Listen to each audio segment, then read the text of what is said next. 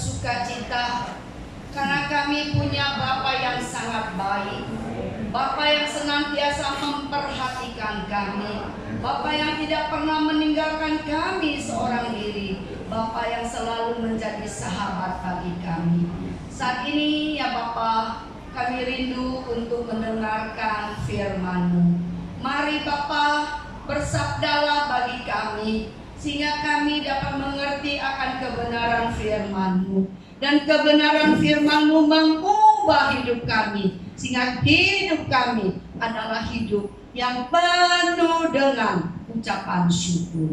Terima kasih Tuhan, pakailah hamba-Mu dengan segala kelemahan yang ada. Engkau tutup bungkus di dalam darah Yesus, dan hamba-Mu percaya Engkau akan pakai hamba-Mu untuk menyatakan isi hati-Mu. Terima kasih di dalam nama Tuhan Yesus Kristus Juru Selamat kami yang hidup dan yang kekal. Yang percaya katakan amin. Shalom, selamat hari Minggu. Menjadi satu sukacita bagi kita semua. Kalau hari ini kita boleh berkumpul bersama-sama memuji Tuhan, dan kita boleh mendapatkan kesempatan untuk mendengarkan firman Tuhan. Permisi tanya, 2 bulan yang lalu saya menyampaikan firman Tuhan. Apakah ada yang ingat? Ya.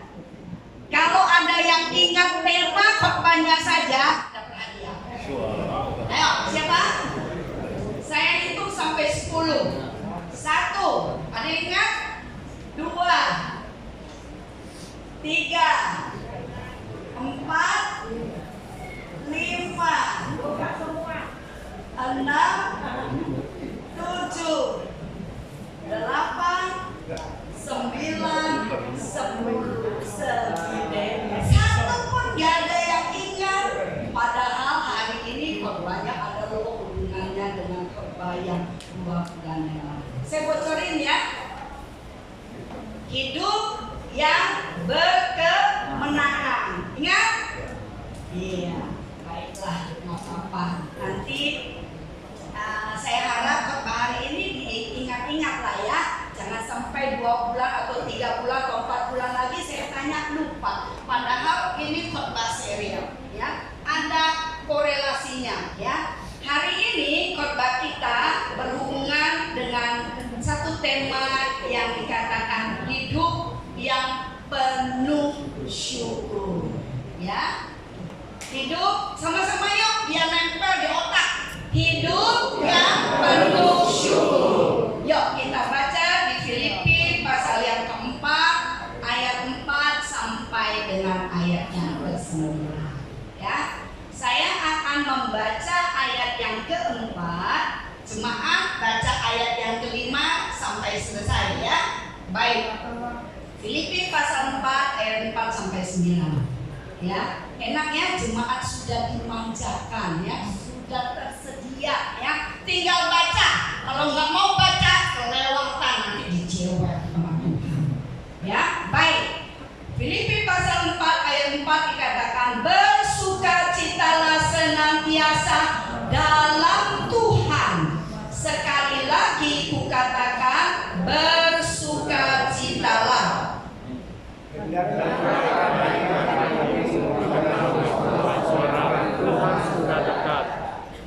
Yang keenam, janganlah hendaknya kamu khawatir tentang apapun juga, tetapi nyatakanlah dalam segala hal keinginanmu kepada Allah dalam doa dan permohonan dengan ucapan syukur.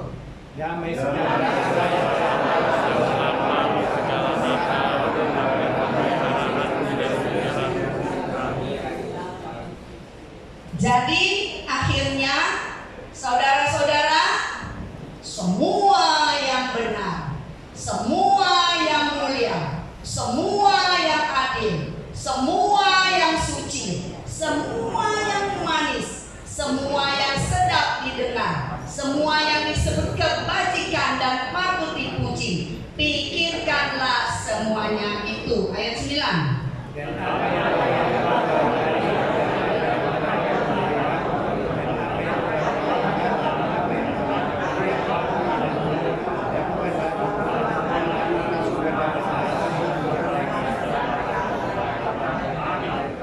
Maka Allah sumber damai sejahtera akan menyertai kamu.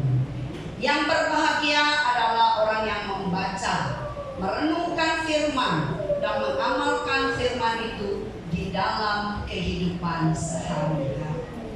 Tema renungan kita hari ini adalah hidup yang penuh syukur. Coba kita lihat, saksikan berikutnya. Nah, saya mau tanya kepada jemaat di sini, ekspresi wajah yang mana yang kamu suka? Yang kiri atau yang kanan? Yang kanan ya. Wah, luar biasa. Bapak Ibu sama dengan saya. Ya, saya pilih yang kanan. Coba bayangin ya, kalau kita pagi-pagi hari kita bertemu entah dengan pasangan kita atau mertua kita atau anak kita, tapi wajahnya langsung gitu, rasanya bagaimana kita? Bete nggak? Wah, bete, nggak nyaman. Tetapi kalau kita bertemu dengan orang yang punya ekspresi yang senyumnya senyum persode, wah, kita akan membangkitkan satu semangat. Ya, saudaraku, kita bisa merasakan bahwa ekspresi wajah itu terkadang adalah cerminan daripada jiwa kita juga. Ya. Firman Tuhan katakan, bersukacitalah senantiasa. Slide berikutnya, ya, bersukacitalah senantiasa dalam Tuhan. Saudara, gampang nggak sih orang bersukacita? Gampang nggak? Gampang kalau itu di dalam Tuhan, ya. Kalau saudara lihat bersukacitalah senantiasa, artinya bersukacita itu di dalam situasi yang baik maupun dalam situasi yang tidak baik. Dan bersukacita ini adalah perintah. Dan ini perintah dari Tuhan. Berarti yang namanya perintah itu harus dilaksanakan, ya. Saudara, orang yang dapat bersukacita itu mampu bersyukur. Waktu kita mampu bersyukur, ya, di dalam segala kesulitan sekalipun kita bisa melihat, ya, bahwa di dalam kita bersyukur kita boleh merasakan bahwa ada Allah di dalam Kristus Yesus yang memberikan kegembiraan.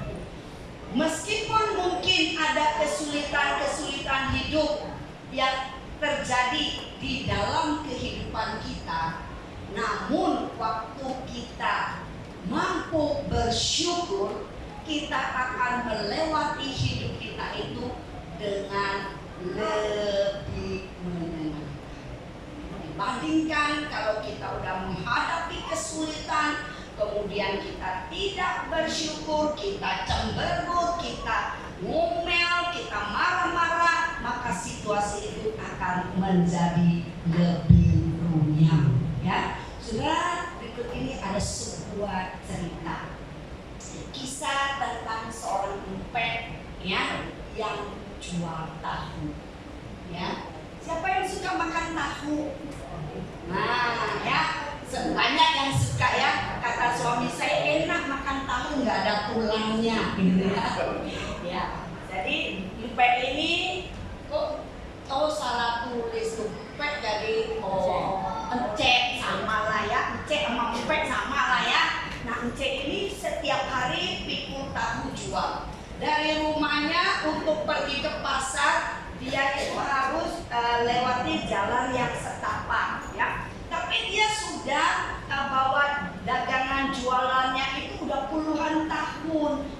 biasa naik angkot yang sama, kemudian teman-temannya yang naik di angkot juga orangnya kurang lebih sama. Tapi suatu hari si Ence ini nggak tahu kenapa tiba-tiba waktu dia lagi pikirin tahunya untuk bawa jualan, dia nggak tahu lah penyebabnya apa, tiba-tiba tahunya itu tumpah, ya mungkin dia kesandung, ya akhirnya tahunya tumpah semua. Wah, ini bilang, aduh, aku ini jalan di sini ini udah puluhan tahun tapi nggak pernah kesandung, nggak pernah tahuku sampai tumpah begini. Hari ini ya biasa ya, kalau empek-empek itu suka sial banget ya aku ya hari ini ya. Aduh, daganganku rugi deh gitu. Aduh, rugi deh. Akhirnya siapa yang mau beli tahu yang udah campur dengan pasir atau lumpur? Gak ada yang mau beli. Akhirnya hari itu dia pulang ke rumah, nggak jadi dagang. Ya. Kemudian beberapa jam kemudian dia dapat informasi ya dari Kasatpol, angkot yang biasa dinaikin empek ini itu masuk jurang dan orang-orang yang ada di sana banyak yang meninggal dan juga sebagian sekarang sedang ada di ICU. Wah, waktu itu si empek itu langsung sujud syukur tahumu tumpah, kalau enggak aku sudah mati, kata si empek itu ya. Jadi saudara, terkadang kita melihat segala sesuatu dari kacamata yang begitu sempit. Wah, rugi, si empek aja udah kesel duluan ya. Wah, berpuluh-puluh tahun tuh jalan gak pernah kayak gini, kok hari ini kejadian seperti ini. Ternyata di balik satu peristiwa yang tidak nyaman, Tuhan itu memberikan pertolongan dalam rangka untuk menyelamatkan nyawanya si empek. Empek gak jadi korban daripada kecelakaan, empek selamat, empek masih bisa jual tahu di hari-hari kemudian. Jadi saudara, kita bisa melihat ya, firman Tuhan katakan di dalam situasi apapun belajar untuk mengucap syukur, tetap bersuka cita. Walaupun sesaat kita lihat kayaknya nggak nyaman, kayaknya rugi. Nah, pernah ada keluarga yang bukan keluarga saya sih, keluarga dari teman punya teman ya. Jadi waktu itu dia mau naik pesawat mau pulang ke kampungnya ya. Tahu-taunya dia ketinggalan pesawat ya. Waduh, waktu dia ketinggalan pesawat dia juga merasa apa? Biasa rasanya apa?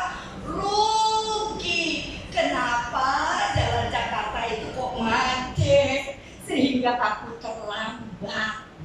3-4 jam kemudian dapat informasi di TV dengan pesawat yang mau dinaikinnya itu sekarang hilang kontak. Saudara, kalau sudah dengar hilang kontak rasanya apa?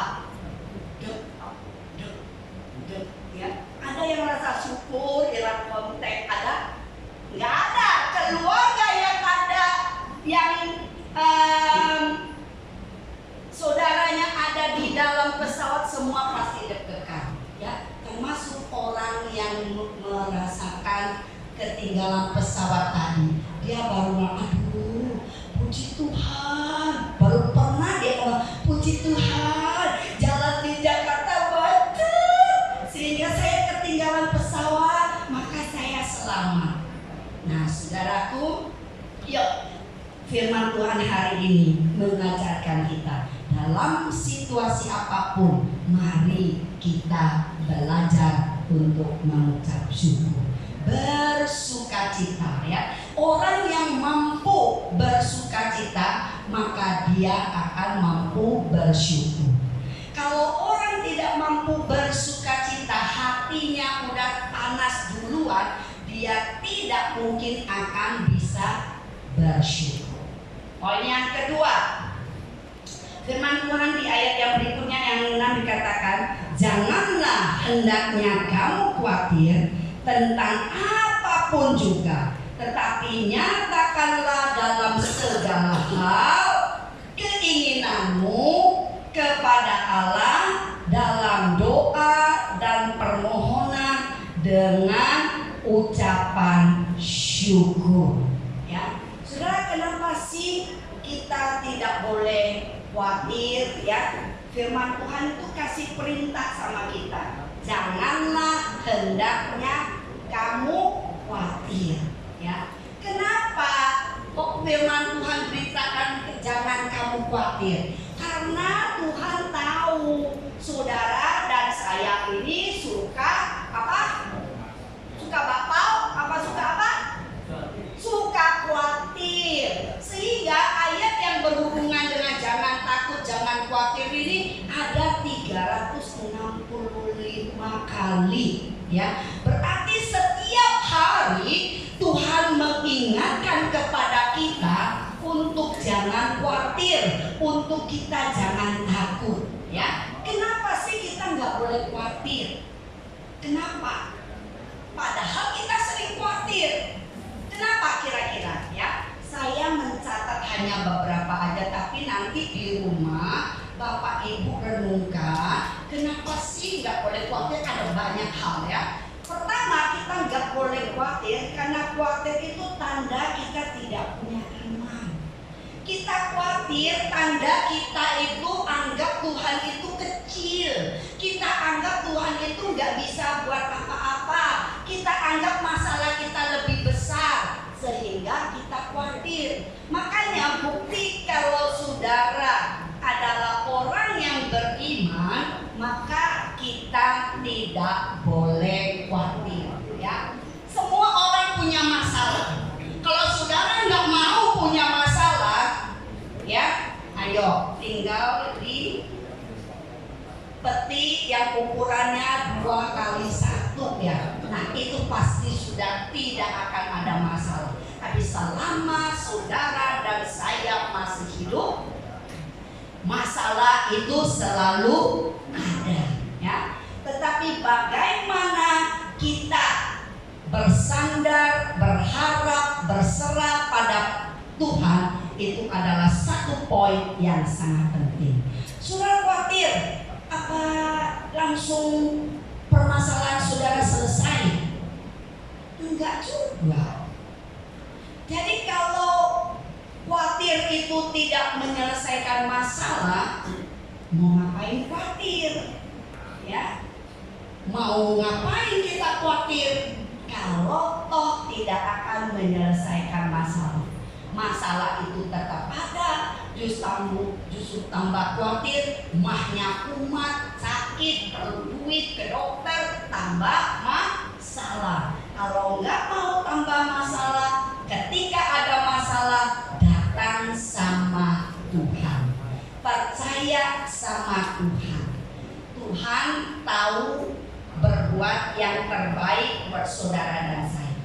Saudara, kemudian orang yang khawatir itu pasti tidak tahu bersyukur.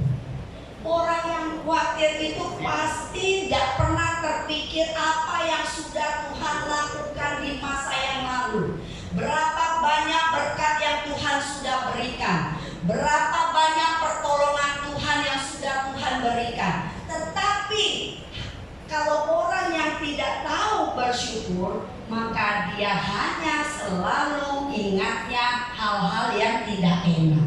Tapi dia nggak pernah tuh ingat waktu baru menikah, rumah nggak punya, kontrakan juga dipetakan, bayarnya bulanan. Tapi sekarang Tuhan sudah berkati, rumahnya gede, yang tadinya pakai mobilnya, motornya motor odong-odong, ya, sebentar-bentar mogok, ya. Tapi sekarang Tuhan sudah berikan mobil, walaupun mobil itu mobil roti tawar. Tahu roti tawar? Ya, tetap bersukacita, tetap bersyukur. Dulu tak punya mobil, kalau panas kepanasan, kalau hujan kehujanan. Sekarang walaupun jelek-jelek ada mobil roti tawar, kalau hujan nggak kena hujan, itu juga nggak harus membuat kita bersyukur. Tapi kalau orang tahu bersyukur, maka hidupnya akan jauh lebih puas, jauh lebih bahagia. Penyebab orang tidak bersyukur itu apa sih? Penyebab orang nggak bersyukur itu apa? Karena selalu mikirkan hal-hal yang negatif, selalu mikirnya hal-hal yang jelek. Nah, kalau sudah mikirnya hal-hal yang jelek, hal-hal yang negatif, bagaimana mau bersyukur? Nggak bisa, karena selalu sudah dia punya otak ini udah arahnya ke sono, negatif, negatif, negatif. Mana bisa hitung berkat Tuhan, ya? Jadi penyebab orang nggak bersyukur yang lain adalah apa? Nggak puas dengan apa yang dia miliki. Saudara, pada tadi saya bilang awalnya cuma punya motor yang odong-odong, sekarang sudah punya mobil. Harusnya bersyukur dong. Tuhan, terima kasih ya. Saya tadinya naik motor odong-odong. Sekarang ada mobil, walaupun mobil roti tawar nggak sehebat mobil BMW tetangga sebelah, tapi saya setidaknya sudah lebih nyaman. Ya, kalau kita tahu puas, pasti kita akan bahagia, pasti kita akan sukacita. Tapi kalau nggak puas, ya itu banding-banding lagi. Mobilku mobil roti tawar, tetangga yang kiri mobilnya Avanza, tetangga di depan Suzuki R3, yang sana lagi agak jauh dikit. Hebat loh, tadinya mobilnya dia HRV, sekarang sudah ganti CRV. Waduh, kalau sudah begitu malah pusing deh, nggak bisa tidur karena nggak bahagia dengan apa yang dimiliki, sehingga membuat dia nggak bisa bersyukur.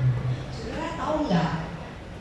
Seringkali rumput tetangga itu lebih hijau daripada rumput di halaman kita. Kita nggak tahu kalau dia punya mobil yang lebih mewah, pusingnya 7 keliling tiap bulan, mikir bayar cicilan itu sampai dengan 10 juta. Sedangkan saudara pakai mobil roti tawar udah nggak ada cicilan. Harusnya saudara lebih bahagia dong, nggak usah mikirin cicilan. Tapi mengapa kita suka banding-banding? Kalau sudah banding-banding, udah deh ya, kita pasti tidak bisa bersyukur. Poin yang berikutnya kita bisa lihat. Nah, orang gak tahu bersyukur itu tidak akan sukacita dan bahagia. Walaupun duitnya banyak, walaupun orangnya terkenal. Saya mau kasih contoh satu orang yang namanya Elvis Presley. Semua tahu kan ya? Wah, ya suaranya bagus, ganteng, duitnya banyak. Tapi tahu nggak, ujung daripada kehidupan Elvis Presley itu apa? Meninggal dengan sia-sia. Nah, udahlah saya pakai kata mati ya. Mati sia-sia karena apa? Overdosis, narkoba ya. Overdosis akhirnya mati sia-sia. Padahal duit banyak, terkenal, semua orang tergila-gila sama Elvis Presley karena suaranya yang bagus. Salah satu lagu yang termasuk saya suka sekali lagu ini. Karena lagu ini dia adalah lagu memuji Tuhan ya. Lagunya mengatakan one pair of hand from the mountain, one pair of hand from the sea. Oke, saya singkat aja. Bahwa dia mengakui ya, walaupun ngakui di mulut aja, bahwa ada tangan Tuhan, ada sepasang tangan, yaitu tangannya Tuhan yang menciptakan alam semesta, yang menciptakan laut, yang menciptakan matahari, yang menciptakan bulan, dan setiap burung, bunga dan pohon ya, semuanya diciptakan diciptakan oleh Tuhan, ya. Dan kemudian, ya, dia katakan bahwa ada satu pasang tangan Tuhan yang perkasa, itulah, ya, one pair of hand yang bisa menyembuhkan orang sakit, yang membangkitkan orang mati, ya, yang dapat meneduhkan gelombang badai, ya. Semuanya itu dapat dilakukan oleh seorang pribadi yang namanya Yesus, ya. Luar biasa. Tetapi mengapa Elvis Presley nyanyi lagu ini begitu hebat, begitu luar biasa, menggugah banyak orang, termasuk menggugah saya. Tapi sayang, dia hanya menyanyi pujian itu hanya di mulut doang, enggak sampai di hati. Sehingga apa? Ya, di dalam ketenaran, kebanyakan uang dan semuanya, dia di dalam satu kondisi yang tidak bahagia. Karena tidak bahagia, cari-cari hal yang lain untuk bikin bahagia. Cari apapun yang di luar Tuhan Yesus Kristus tidak akan membuat bahagia. Jadi saudara, kalau lagi sedih, susah, lagi banyak problem, nggak usah cari bahagia di luar. Saudara nggak akan dapat. Saudara pikir, oh kalau aku pergi karaoke, nyanyi-nyanyi sama temen, nanti saya pulang, saya akan bahagia. Belum tentu, ya. Bisa-bisa saudara pulang tambah pusing, ya. Belum tentu bahagia. Tapi waktu di dalam pergumulan, di dalam kesusahan, saudara nyanyi, ada satu sobatku yang setia, tak pernah dia tinggalkan diriku. Di waktu aku susah, waktu ku sendirian, dia selalu menemani diriku. Saudara, waktu saudara nyanyi, waktu ku susah, ada Yesus yang menemani. Waktu aku nggak tahu harus ngapa-ngapain, ada Yesus yang beserta, yang akan memberikan jalan keluar. Di situ ada hiburan dan kekuatan. Saudara mau? Kalau saudara hari ini ada dalam beban berat, saya nggak tahu beban berat apa yang saudara alami, tapi saya mau kasih tahu, datang sama Tuhan Yesus Kristus. Dia akan memberikan kekuatan, dia akan menolong kita, ya. Ada sepasang tangan Tuhan yang perkasa yang dapat menolong kita. Mungkin banyak orang gak mau menolong kita. 1000 orang dimintain tolong, semuanya mundur. Tapi ada sepasang tangan Tuhan yang selalu terulur. Ayo nak, aku mau menolong engkau. 1000 orang gak mau tolong kita, tapi ada satu pribadi yang selalu siap untuk menolong kita. Bukankah itu satu hiburan yang istimewa? Jangan pernah ngandelin manusia. Manusia selalu mengecewakan. Sekali dia tolong, suka. 2 kali suka. 3 kali mundur. 4 kali ngumpet, ya. Jadi saudara, jangan ngandelin manusia. Ngandelin manusia, saudara akan kecewa. Poin yang terakhir, biasanya kalau poin terakhir senang, ya. Nah, poin yang terakhir ada di ayat yang ke-7 dan ke-8.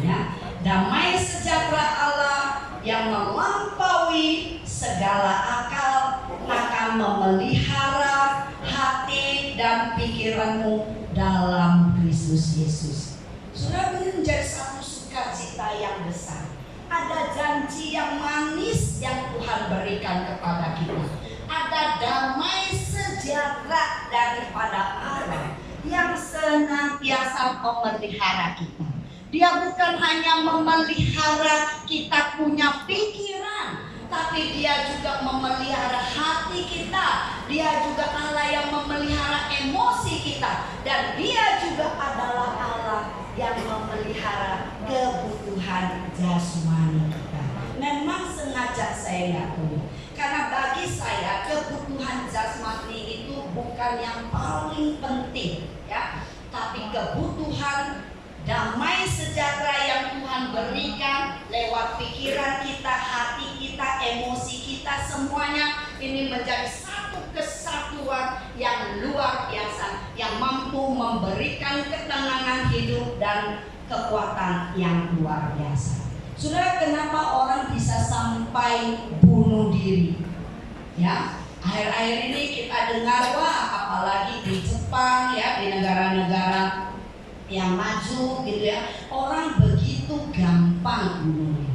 Sampai anak kecil yang baru SD aja gara-gara dapat nilai jelek itu bisa bunuh diri. Kok gampang banget, nyawanya tuh kok dijual murah begitu ya. Padahal dia nggak tahu setelah kematian itu bukan hanya sampai di situ, tapi ada satu situasi atau keadaan atau kondisi yang harus dia hadapi. Dia berhadapan dengan Tuhan, di mana ada pengadilan Tuhan yang akan terjadi, dan itu tidak lagi ada kesempatan untuk bisa bertobat.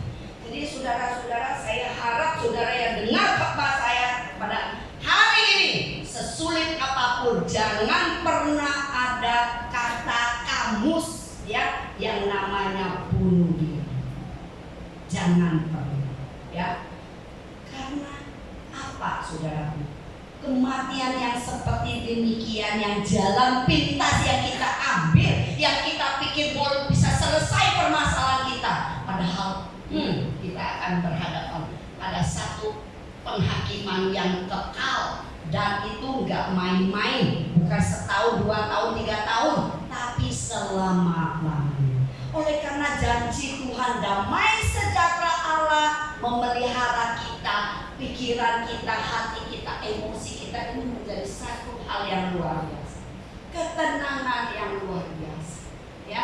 Saudara, kita boleh nggak punya duit banyak, tetapi kalau hati kita tenang, ya, makan singkong itu terasa enak banget, ya. Tapi kalau kita hatinya lagi susah, makan hamburger yang enak, yang lapisnya sekian, yang Big Mac atau Mac apapun, nggak enak gitu ya. Tapi kalau hatinya tenang, hatinya sukacita, damai sejahtera, makan singkong ya serasa makan McDonald, ya. Wah, luar biasa ya.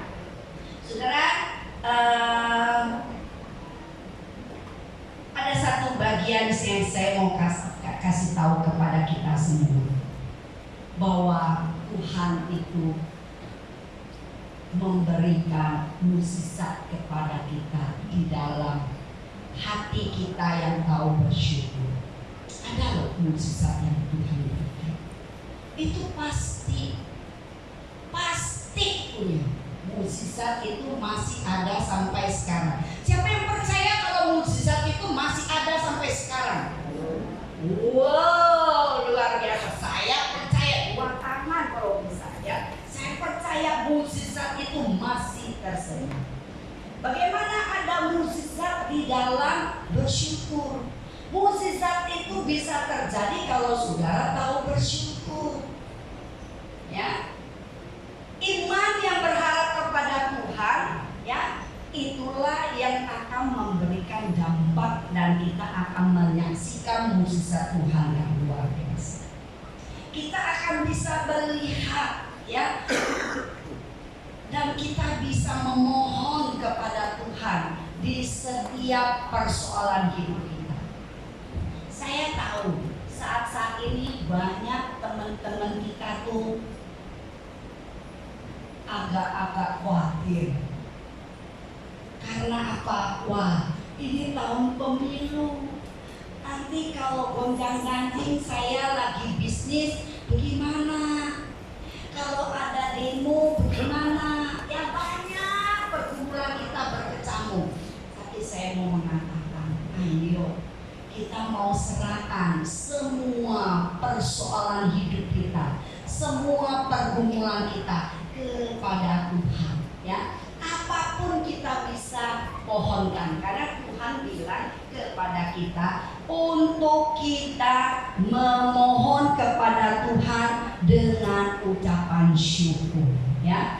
Jadi semua yang benar, semua yang mulia, semua yang adil, semua yang suci, semua yang manis, semua yang sedap didengar, semua itu disebut kebajikan yang patut dipuji, dipikirkanlah semua. Ayo pikirkan hal-hal yang baik, hidup dengan permohonan dan ucapan syukur, maka kita lihat ada mukjizat yang tersedia.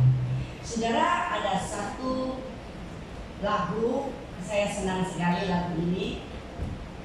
Silakan, coba slide berikutnya.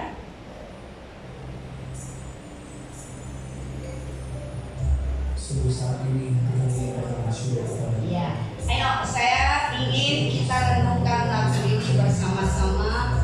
Oh, mukjizat Tuhan itu memang masih tersedia, ya. Ada mukjizat di dalam bersyukur. suatu yang dahsyat terjadi saat kami berbatu bersama. Kami dipilih Dia Tuhan.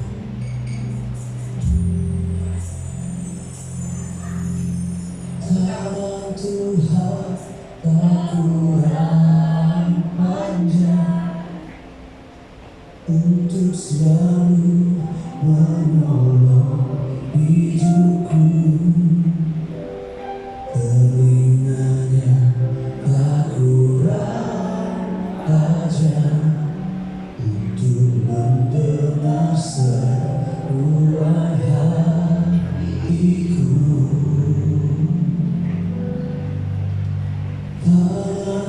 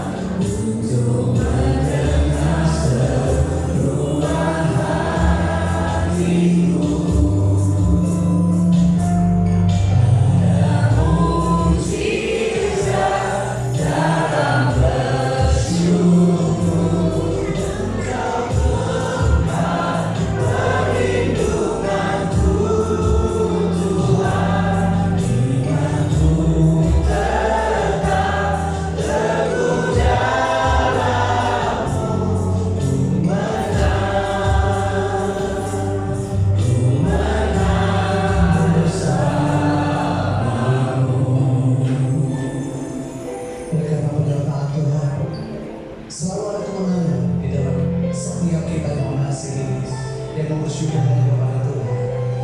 Ayo kita bersyukur. Kesempatan ini kita gunakan untuk bersyukur. Tak kurang ajar untuk selalu menolong hidupku. Teringatnya tak kurang ajar untuk mendengar seruan hatiku. Tangan Tuhan tak kurang ajar untuk selalu menolong hidupku. Teringatnya tak kurang ajar untuk mendengar seruan hatiku. Ada mukjizat dalam bersyukur, tempat perlindunganku Tuhan, imanku tetap teguh dalam-Mu,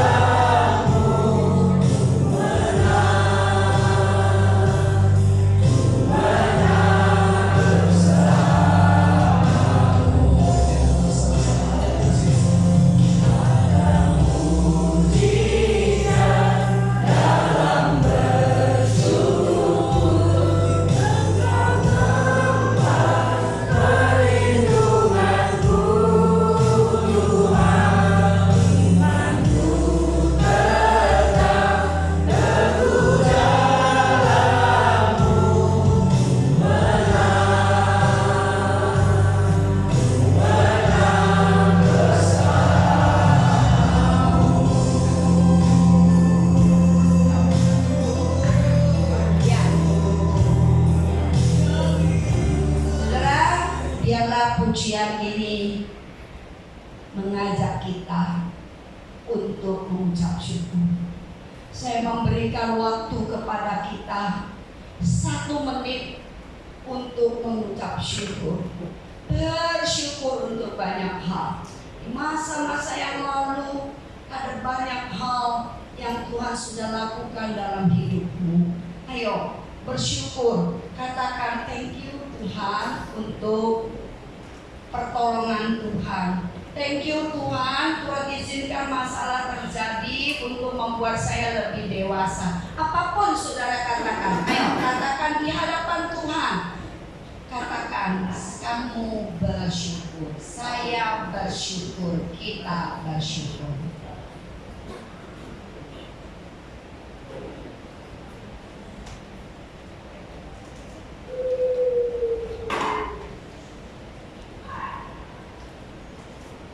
Terima kasih Tuhan